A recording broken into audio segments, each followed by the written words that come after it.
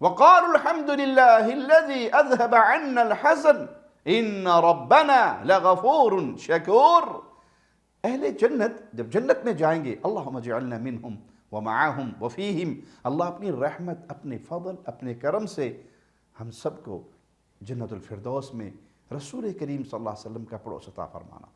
تو وہ اللہ کا شکر ادا کریں گے اور اللہ کی تعریف بیان کرتے ہوئے کہیں گے کیا کہ اس نے ہم سے غم کو دور کر دیا، بے شک ہمارا رب بہت ہی معاف کرنے والا اور بڑا قدردان ہے۔ امام مقاتل رحمہ اللہ نے ان کے غم کی تفسیر بیان کرتے ہوئے فرمایا کہ اہل جنت کو، جنتیوں کو یہ غم ہوگا، نہ جانے جنت میں پہنچنے سے پہلے کیا غم ہوگا کہ نہ جانے ان کے ساتھ کیا سلوک ہوگا۔ اکرمہ رحمہ اللہ نے فرمایا کہ ان کو اپنے گناہ اور دنیا میں کی جانے والی سیاہکاریوں کا غم ہوگا، اور یہ خوف بھی ہوگا کہ نہ جانے جو ہم عبادات کر رہے ہیں وہ اللہ کے ہاں قبول بھی ہو رہی ہیں یا نہیں۔ پیارے بھائی، یہ کوئی کمال نہیں کہ آپ نے نمازیں پڑھی ہیں، کوئی کمال نہیں کہ آپ روزے رکھ رہے ہو، زکوٰۃ دے رہے ہو۔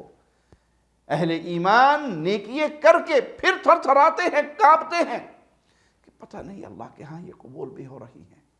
اصل چیز قبولیت ہے، اللہ راضی ہو جائے، اللہ قبول فرما لے۔ سلف میں سے کسی کا قول ہے کہ اگر مجھے پتہ لگ جائے کہ میری 2 رکعتیں بھی اللہ نے قبول کر لی تو میں پھر تمنا کروں کہ بس اب اس دنیا چھوڑ کر اللہ کی جنت میں چلا جاؤں، کیونکہ اگر اللہ قبولیت سے نواز دے تو انسان اہل جنت میں سے ہو جاتا ہے۔ اور جب انسان کا غم اور ہم دور ہو، وہ انسان اللہ کی حمد و ثنا بیان کرے، جنتی یہی کچھ کریں گے۔